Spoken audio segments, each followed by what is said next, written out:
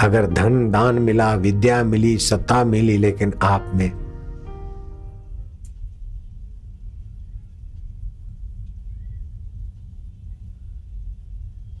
पर दुख का, आतरता का, सत्संग के द्वारा सद्गुण नहीं आया, तो मनुष्य रूप में असुरों का काम करोगे। अगर आपके हृदय में सहानुभूति का सद्गुण नहीं आया, और सहानुभूति से संपन्न तो भगवान है, प्राणी मात्र का मंगल चाहते, भगवान के आश्रय बिना सहानुभूति आप संपन्न हो ही नहीं सकते। इसलिए कृपानाथ आश्रय भगवान का लीजिए, गुण भगवान के बढ़ाइए, अपने भगवान में श्रद्धा और विश्वास रखिए, तो भगवान के गुण, दृढ़ता, पर दुख का आतरता ये आप में आएगा, और भगवान का सत्य स्वभाव, भगवान का चेतन स्वभाव, भगवान का मुक्त स्वभाव आपके अंदर प्रकट हो जाएगा। क्योंकि आप भगवान के ही अमृत पुत्र है। जैसे महाकाश घड़े के आकाश को अलग नहीं कर सकता, ऐसे भगवान को आप चैलेंज कर दो। कभी कभी भगवान से आप दिल लगी करो।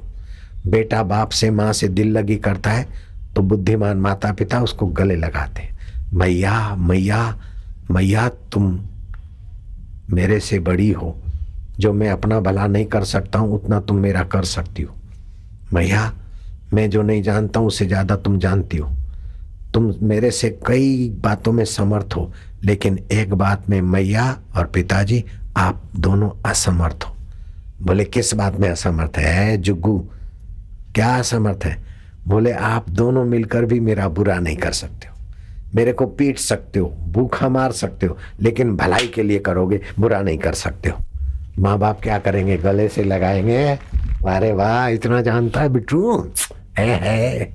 ऐसा भगवान को कह दो कि भगवान आप प्राणी मात्र के हितैषी हो, सबके सुहृद हो।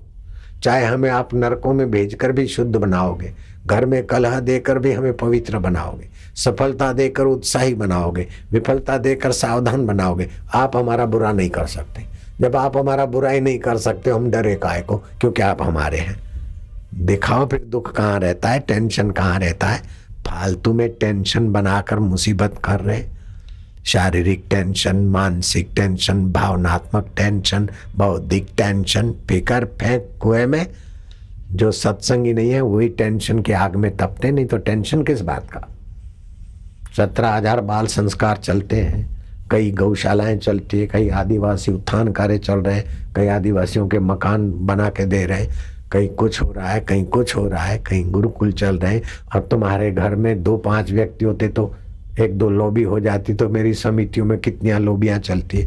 और फिर बदले में इतना जोरों का इंटरनेशनल साजिश का शिकार संस्था को बनाया जा रहा है। फिर भी कभी देखा क्या बापू के चेहरे पर चिंता है? कभी देखा क्या? सोचा क्या? जब हम निश्चिंत जी सकते तो आप क्यों नहीं जी सकते? विघ्न बाधाओं के सिर पर पैर रख के हम नाच सकते, तो तुम क्यों नृत्य नहीं कर सकते? क्या ख्याल है? चिंता है तो आपने निश्चिंत नारायण का महाप्रसाद नहीं जाना। भय है आपने निर्भय नारायण के साथ अपना जो वास्तविक संबंध है उसको तुमने नहीं पहचाना।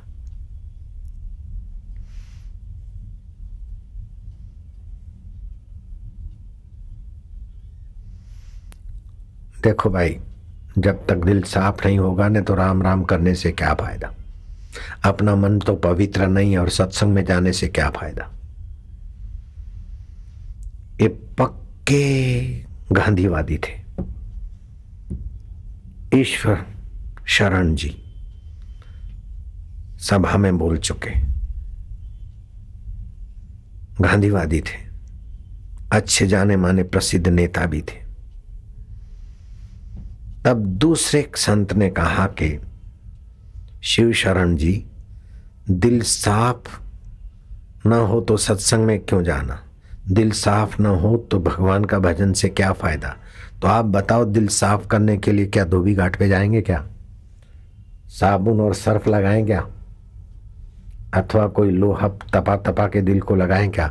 अरे दिल खराब है तो भी सत्संग में शुद्ध होगा, दिल खराब है तो भी भगवान के नाम से पवित्र होगा। भैया ये भगवान का नाम, जैसे पित्त बढ़ जाता है, मुंह में सूखा रोग हो जाता है, फिर मिश्री भी मीठी नहीं लगती, लेकिन बुद्धिमान डॉक्टर वैद्य बोलेंगे मिश्री चूसो, पित्त शांत होता जाएगा। ज्यों ज्यों पित्त शांत हो जाए त्यों त्यों मिश्री का स्वाद भी आए। ऐसे ही ज्यों ज्यों पाप वासना और अहम शांत होता जाएगा त्यों रबदा रस भी आता जाएगा। फिक्र क्यों करते, तू खाली सत्संग और मंत्र का सहारा ले ले बस।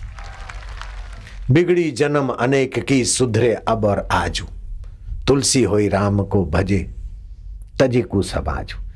काम हरामी आता है तुम्हें कामी बना देता है, लेकिन तुम कामी 1-8 घंटे से ज्यादा नहीं रह सकते। क्रोध आता है 10-5 मिनट के बाद भागना पड़ता है उसे। मोह आता है चला जाता है, चिंता आती चले जाती, तुम ज्यों के त्यों रहते हो। तो आत्मा ज्यों का त्यों है, परमात्मा ज्यों का त्यों है। प्रभु की जात के होकर क्यों परेशानी मोल रहे हो इन बदमाशों को अपने घर में बिठाकर।